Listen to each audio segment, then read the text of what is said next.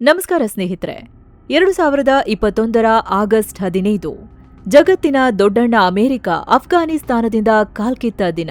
ತಾಲಿಬಾನ್ ಉಗ್ರರ ಪಡೆ ಇಡೀ ದೇಶವನ್ನ ಸಂಪೂರ್ಣವಾಗಿ ತಮ್ಮ ಹಿಡಿತಕ್ಕೆ ಪಡೆದು ಕೇಕೆ ಹಾಕಿದ ಕರಾಳ ದಿನ. ಇವತ್ತಿಗೆ ಭರ್ತಿ 5 ವರ್ಷ. ಆವತ್ತು ವಿಮಾನದ ಚಕ್ರಕ್ಕೆ ನೇತು ಬಿದ್ದು ಪ್ರಾಣ ಕಳ್ಕೊಂಡ್ರಲ್ಲ, ಅವರೇ ಅದೃಷ್ಟವಂತರು ಅಂತ ಇವತ್ತು ಅಫ್ಘಾನ್ ಜನ ಕಣ್ಣೀರ್ ಹಾಕ್ತಿದ್ದಾರೆ. ಯಾಕಂದ್ರೆ ಅಲ್ಲಿ ಬದುಕಿರೋರು ದಿನ ನರಕ ನೋಡ್ತಿದ್ದಾರೆ. ಒಂದು ಹೊತ್ತಿನ ಊಟಕ್ಕಾಗಿ ತಮ್ಮ ಹೆಣ್ಣು ಮಕ್ಕಳನ್ನೇ ಮಾರೋ ಸ್ಥಿತಿ ಬಂದಿದೆ. ಬರೋಬ್ಬರಿ 37 ಲಕ್ಷ ಮಕ್ಕಳು ಅಪೌಷ್ಟಿಕತೆಯಿಂದ ಸಾವು ಬದುಕಿನ ನಡುವೆ ಹೋರಾಡ್ತಿದ್ದಾರೆ. ಹತ್ರತ್ರ 50 ಲಕ್ಷ ಜನ ಆಹಾರದ ಕೊರತೆಯನ್ನ ಎದುರಿಸ್ತಿದ್ದಾರೆ. ಹಾಗಾದ್ರೆ ಅಫ್ಘಾನಿಸ್ತಾನದ ಒಳಗಡೆ ಏನ್ ನಡೀತಿದೆ? ಕಳೆದ 5 ವರ್ಷಗಳಲ್ಲಿ ಆ ದೇಶ ಹೇಗೆ ಸ್ಮಶಾನವಾಗಿ ಬದಲಾಗಿದೆ? ಅಲ್ಲಿನ ರಿಯಲ್ ಗ್ರೌಂಡ್ ರಿಪೋರ್ಟ್ ಹೇಗಿದೆ? ಬನ್ನಿ ಕಂಪ್ಲೀಟ್ ಡೀಟೇಲ್ಸ್ ನೋಡ್ಕೊಂಡ್ ಬರೋಣ. ಊಟಕ್ಕಾಗಿ ಹೆಣ್ಣು ಮಕ್ಕಳನ್ನೇ ಮಾರಿದ್ರು. ಸ್ನೇಹಿತರೆ, ತಾಲಿಬಾನ್ ಅಧಿಕಾರಕ್ಕೆ ಬಂದ ಮೊದಲ ದಿನವೇ ಜಗತ್ತಿನ ಬಹುತೇಕ ದೇಶಗಳು ಅಫ್ಘಾನಿಸ್ತಾನದ ಜೊತೆಗಿನ ಸಂಬಂಧವನ್ನ ಕಡಿದುಕೊಂಡ್ವು. ಅಮೆರಿಕ ತನ್ನ ಬ್ಯಾಂಕ್ನಲ್ಲಿದ್ದ ಅಫ್ಘಾನಿಸ್ತಾನದ $9.5 ಬಿಲಿಯನ್ ಅಂದ್ರೆ 91,000 ಕೋಟಿ ಹಣವನ್ನ ಫ್ರೀಸ್ ಮಾಡ್ತು. ಈ ಫ್ರೀಸ್ ಅನ್ನ ತೆಗೀರಿ, ನಮ್ಮ ಹಣ ನಮ್ಗೆ ಕೊಡಿ ಅಂತ ತಾಲಿಬಾನ್ ಸರ್ಕಾರ ಪದೇ ಪದೇ ಕೇಳ್ತಿದೆ. ಆದ್ರೆ ಅಮೆರಿಕ, ನೀವು ಮೊದಲು ಮಹಿಳೆಯರ ಮೇಲಿರೋ ಕಠಿಣ ಕಾನೂನು ತೆಗೀರಿ, ನಾವು ಆಮೇಲೆ ರಿಲೀಸ್ ಮಾಡ್ತೀವಿ ಅಂತಿದೆ.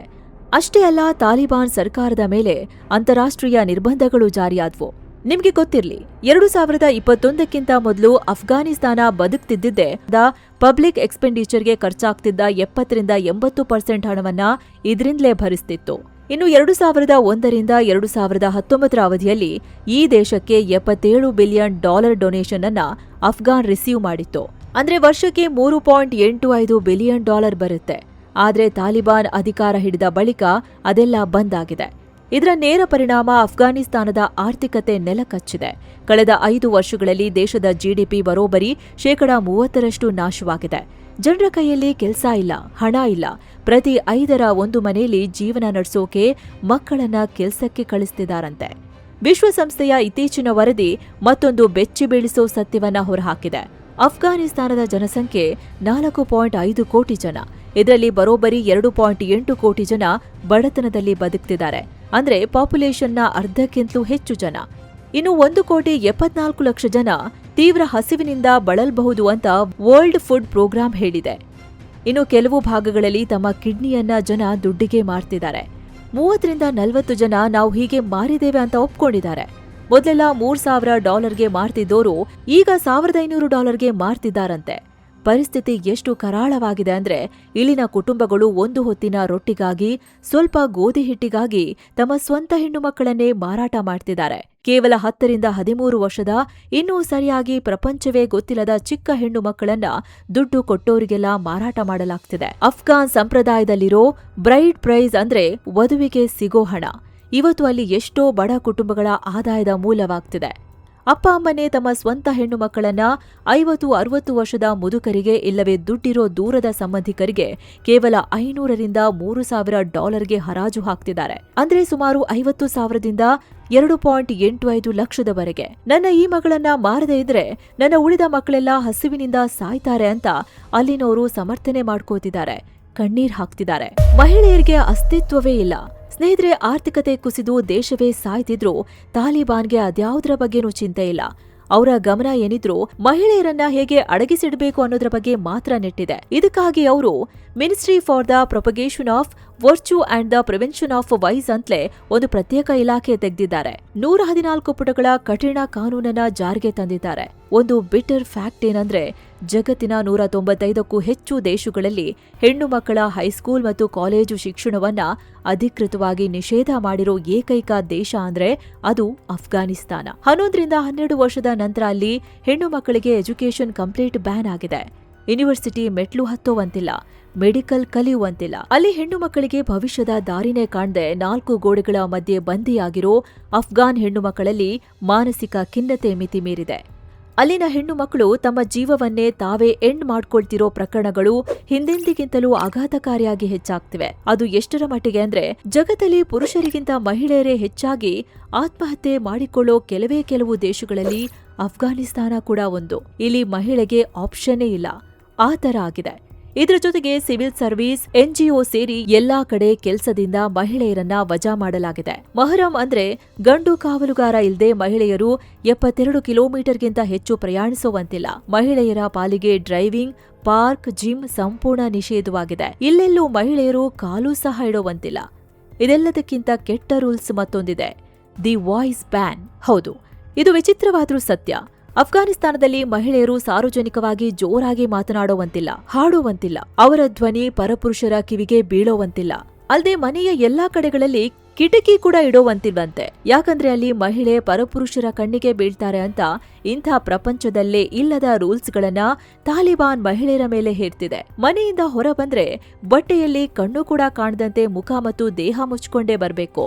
ಗೋಣಿ ಚೀಲದಲ್ಲಿ ಧಾನ್ಯಗಳನ್ನ ತುಂಬ್ತಾರಲ್ಲ, ಹಾಗೆ ಮಹಿಳೆಯರು ತಮ್ಮ ದೇಹವನ್ನ ಗೋಣಿ ಚೀಲದಂತಹ ಬಟ್ಟೆಯಲ್ಲಿ ಮುಚ್ಕೊಂಡು ಅಥವಾ ತುಂಬಿಕೊಂಡು ಓಡಾಡಬೇಕು. ಒಟ್ನಲ್ಲಿ ತಾಲಿಬಾನ್ ಸರ್ಕಾರ ಅಫ್ಘಾನಿಸ್ತಾನದಲ್ಲಿ ಮಹಿಳೆ ಅನ್ನೋ ಅಸ್ತಿತ್ವವನ್ನೇ ಅಳಿಸಿ ಹಾಕ್ತಿದೆ. ಬಿಡದ ಬರಗಾಲ, ಬೆಂಬಿಡದ ಬಡತನ. ಒಂದೆಡೆ ತಾಲಿಬಾನ್ನ ಕ್ರೂರ ಕಾನೂನು, ಇನ್ನೊಂದೆಡೆ ಅಂತಾರಾಷ್ಟ್ರೀಯ ಆರ್ಥಿಕ ದಿಗ್ಬಂಧನ. ಇವೆರಡರ ಜೊತೆಗೆ ಗಾಯದ ಮೇಲೆ ಬರೆ ಎಂಬಂತೆ ಅಫ್ಘಾನಿಸ್ತಾನಕ್ಕೆ ಬೆಂಬಿಡದೆ ಕಾಡ್ತಿರೋದು ಬರಗಾಲ. ಅಫ್ಘಾನಿಸ್ತಾನ ಮೂಲತಃ ಕೃಷಿ ಆಧಾರಿತ ದೇಶ. ಆದರೆ ಹವಾಮಾನ ವೈಪರೀತ್ಯ ಆ ದೇಶವನ್ನ ಅಕ್ಷರಶಃ ಸುಟ್ಟು ಹಾಕ್ತಿದೆ. ಸತತ 3-4 ವರ್ಷಗಳಿಂದ ಅಲ್ಲಿ ಕೆಲವು ಕಡೆಗಳಲ್ಲಿ ಮಳೆ ಆಗ್ತಿಲ್ಲ, ಕೆಲವು ಕಡೆ ಪ್ರವಾಹದ ತರ ಮಳೆ ಸುರಿತಿದೆ. ಈ ಎಲ್ಲಾ ಕಾರಣಗಳಿಂದ ಕೃಷಿ ಸಂಪೂರ್ಣ ನಾಶವಾಗಿದೆ. ಗೋಧಿ ಉತ್ಪಾದನೆ ಕೂಡ ಕುಸಿದಿದೆ. ಹೊಲದಲ್ಲಿ ಬೆಳೆಯೂ ಇಲ್ಲ, ಕೊಳ್ಳೋಕೆ ಕೈಯಲ್ಲಿ ದುಡ್ಡೂ ಇಲ್ಲ. ಅಲ್ಲದೆ ಸ್ನೇಹಿತರೆ, ಈ ಹಿಂದೆ ಅಮೆರಿಕ ಬೆಂಬಲಿತ ಸರ್ಕಾರ ಅಫ್ಘಾನಿಸ್ತಾನದಲ್ಲಿ ಇದ್ದಾಗಲೂ ಅಲ್ಲಿ ನಶಾ ವಸ್ತುವನ್ನೇ ಜನ ಹೆಚ್ಚಾಗಿ ಬೆಳೀತಿದ್ರು. ಇದೇ ಅವರಿಗೆ ದೊಡ್ಡ ಆಧಾರವಾಗಿತ್ತು. ಆದ್ರೆ ತಾಲಿಬಾನ್ ಸರ್ಕಾರ ಬಂದ ನಂತರ ಈ ಬೆಳೆಯನ್ನ ಬೆಳೆಯೋದು ಕಂಪ್ಲೀಟ್ ಬ್ಯಾನ್ ಮಾಡಿದೆ. ಸೊ ನಶಾ ವಸ್ತುಗಳ ಪ್ರೊಡಕ್ಷನ್ ಈಗ 95% ಡ್ರಾಪ್ ಆಗಿದೆ. ಜೊತೆಗೆ ಸಾಲದಕ್ಕೆ ಆಗಾಗ ಭೂಕಂಪಗಳು ಆಗ್ತಿವೆ. 2025ರ ಸೆಪ್ಟೆಂಬರ್ನಲ್ಲಿ ನಡೆದ ಭೂಕಂಪದಲ್ಲಿ 2,000ಕ್ಕೂ ಹೆಚ್ಚು ಜನ ಪ್ರಾಣ ಕಳ್ಕೊಂಡಿದ್ರು. 5,000-6,000 ಜನ ಮನೆ ಮಠ ಕಳ್ಕೊಂಡ್ರು. ಹೇರಾತ್ ಪ್ರಾಂತ್ಯದಲ್ಲಿ ಸಂಪೂರ್ಣ ಹಳ್ಳಿಗಳೇ ಮಣ್ಣು ಪಾಲಾದ್ವು. ಮನೆ ಮಠ ಕಳ್ಕೊಂಡ ಜನರಿಗೆ ಪರಿಹಾರ ಕೊಡೋದಕ್ಕೆ ತಾಲಿಬಾನ್ ಆಡಳಿತದ ಬಳಿ ನಯಾ ಪೈಸೆ ಹಣವಿಲ್ಲ. ಕೃಷಿ ಮಾಡೋಕೆ ಆಗ್ತಿಲ್ಲ, ತಿನ್ನೋಕೆ ಊಟ ಇಲ್ಲ. ಇದರಿಂದ ಇವತ್ತಿನ ಅಫ್ಘಾನಿಸ್ತಾನದಲ್ಲಿ ಬರೋಬ್ಬರಿ 37 ಲಕ್ಷ ಮಕ್ಕಳು ತೀವ್ರ ಅಪೌಷ್ಟಿಕತೆಯಿಂದ ನರಳುತ್ತಾ ಇದ್ದಾರೆ. ಮೂಳೆ ಮೇಲೆ ಚರ್ಮ ಹೊದಿಸಿದಂತೆ ಕಾಣೋ ಈ ಮಕ್ಕಳಿಗೆ ತುರ್ತು ಚಿಕಿತ್ಸೆ ಬೇಕು. ಆದ್ರೆ ಚಿಕಿತ್ಸೆ ಕೊಡೋಕೆ ಆಸ್ಪತ್ರೆಗಳೇ ಇಲ್ಲ. ತಾಲಿಬಾನ್ಗಳ ರೂಲ್ಸ್ನಿಂದಾಗಿ ಇಲ್ಲಿದ್ದ ಗ್ಲೋಬಲ್ ಎನ್ಜಿಒಗಳು ಫಂಡ್ಸ್ ನಿಲ್ಲಿಸಿ ದೇಶ ಬಿಟ್ಟು ಹೋಗಿವೆ. ಪರಿಣಾಮ ಸಾವಿರಾರು ಕ್ಲಿನಿಕ್ಗಳು ಬಂದಾಗಿವೆ. ಅಲ್ಲದೆ ಅಮೆರಿಕಾದಿಂದ, ಯುರೋಪ್ನಿಂದ ಬರ್ತಿದ್ದ ನೆರವು, ಡೊನೇಷನ್ ಕೂಡ ಸ್ಟಾಪ್ ಆಗ್ತಿದೆ. ಇನ್ನೊಂದು ಆಘಾತಕಾರಿ ವಿಚಾರ ಅಂದ್ರೆ ಪುರುಷ ವೈದ್ಯರ ಬಳಿ ಮಹಿಳೆಯರು ತಪಾಸಣೆ ಮಾಡಿಸಿಕೊಳ್ಳುವಂತಿಲ್ಲ ಅನ್ನೋ ನಿಯಮ ಅಲ್ಲಿದೆ.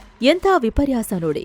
ಒಂದ್ ಕಡೆ ಹುಡುಗಿಯರು ಮೆಡಿಕಲ್ ಕಲಿಯಂಗಿಲ್ಲ, ಆಸ್ಪತ್ರೆಯಲ್ಲಿ ಪುರುಷ ವೈದ್ಯರು ಮಹಿಳೆಯನ್ನ ಮುಟ್ಟಂಗಿಲ್ಲ. ಹಾಗಾದ್ರೆ ಮಹಿಳಾ ರೋಗಿಗಳು ಎಲ್ಲಿಗೆ ಹೋಗ್ಬೇಕು? ಇದು ತಾಲಿಬಾನಿಗಳು ಅಫ್ಘಾನಿಸ್ತಾನದಲ್ಲಿ ಸೃಷ್ಟಿಸಿರೋ ಭಯಾನಕ ಪರಿಸ್ಥಿತಿ. ಸ್ನೇಹಿತರೆ, ಇವತ್ತು ತಾಲಿಬಾನ್ ಸರ್ಕಾರವನ್ನ ಅಫಿಷಿಯಲ್ ಆಗಿ ಗುರುತಿಸಿರೋದು ರಷ್ಯಾ ಮಾತ್ರ. ಇನ್ನು ಚೀನಾ, ಪಾಕಿಸ್ತಾನ, ಯುಎಇ ಮತ್ತು ಇರಾನ್ ಈ ದೇಶಗಳು ಒಳಗೊಳಗೆ ಬೇರೆದ್ದೇ ಆಟ ಆಡ್ತಿವೆ. ಅಫ್ಘಾನ್ ಎಂಬಸಿಗಳ ಕಂಟ್ರೋಲ್ ಅನ್ನ ತಾಲಿಬಾನ್ ಕೈಗೆ ಒಪ್ಪಿಸಿವೆ. ಈ ಕಡೆ ಭಾರತ ಕೂಡ ಇತ್ತೀಚೆಗೆ ತಾಲಿಬಾನ್ ಡಿಪ್ಲೊಮೆಟ್ಗೆ ನಮ್ಮ ದೇಶದಲ್ಲಿ ಕಾರ್ಯಾಚರಿಸೋಕೆ ಅವಕಾಶ ಕೊಟ್ಟಿದೆ. ಈ ಕಡೆ ವಿಶ್ವಸಂಸ್ಥೆ ಈ ಕ್ಷಣಕ್ಕೂ ತಾಲಿಬಾನನ್ನ ಸರ್ಕಾರ ಅಂತ ಒಪ್ಕೊಂಡಿಲ್ಲ. ಅವರನ್ನ ಕೇವಲ ಡಿಫ್ಯಾಕ್ಟೋ ಅಥಾರಿಟಿ ಅಂದ್ರೆ ವಾಸ್ತವಿಕ ಆಡಳಿತಗಾರರು ಅಂತ ಮಾತ್ರ ಕರೀತಿದೆ. ಅಷ್ಟೇ ಅಲ್ಲ, ವಿಶ್ವಸಂಸ್ಥೆಯಲ್ಲಿರೋ ಅಫ್ಘಾನಿಸ್ತಾನದ ಅಧಿಕೃತ ಸೀಟು ಇವತ್ತಿಗೂ ತಾಲಿಬಾನ್ಗೆ ಸಿಕ್ಕಿಲ್ಲ. ಅದು ಹಿಂದಿನ ಸರ್ಕಾರದ ಪ್ರತಿನಿಧಿಗಳ ಹೆಸರಲ್ಲೇ ಇದೆ. ವಿಶ್ವಸಂಸ್ಥೆ ಆಗಾಗ ಬಂದು ಬಡತನದ ಬಗ್ಗೆ, ಅವರ ಕಷ್ಟದ ಬಗ್ಗೆ ಹೇಳ್ತಿದೆ ಬಿಟ್ರೆ ಅದಕ್ಕೆ ಏನ್ ಮಾಡೋದಂತ ನೋಡ್ತಿಲ್ಲ.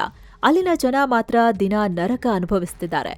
ಸ್ನೇಹಿತರೆ, ಒಂದ್ ಕಡೆ ಹೊಟ್ಟೆಗೆ ಹಿಟ್ಟಿಲ್ಲ, ತಲೆ ಮೇಲೆ ಸೂರಿಲ್ಲ, ಓದೋಣ ಅಂದ್ರೆ ಅದಕ್ಕೂ ಬ್ಯಾನ್, ಪ್ರಾಣ ಉಳಿಸ್ಕೊಳ್ಳೋಣ ಅಂದ್ರೆ ಆಸ್ಪತ್ರೆಗಳಿಲ್ಲ. ಜೊತೆಗೆ ಭೂಕಂಪ, ಪ್ರವಾಹಗಳ ಸತತ ಹೊಡೆತ. 5 ವರ್ಷಗಳ ಹಿಂದೆ ಅಮೆರಿಕ ಬಿಟ್ಟು ಹೋದಾಗ ಶುರುವಾದ ಈ ಕರಾಳ ರಾತ್ರಿಗೆ ಸದ್ಯಕ್ಕೆ ಬೆಳಗಾಗುವ ಲಕ್ಷಣಗಳೇ ಕಾಣ್ತಿಲ್ಲ. ಇದು ಸುದೀರ್ಘ ರಾತ್ರಿ, ಸುದೀರ್ಘ ಅಂಧಕಾರ. ಅಫ್ಘಾನಿಸ್ತಾನದ ಇಂದಿನ ಸ್ಥಿತಿ ಬಗ್ಗೆ ನಿಮ್ಗೇನನ್ಸುತ್ತೆ ಅಂತ ಕಮೆಂಟ್ ಮಾಡಿ ತಿಳಿಸಿ. ಮತ್ತೆ ಭೇಟಿ ಆಗ್ತಿರೋಣ. ನಮಸ್ಕಾರ.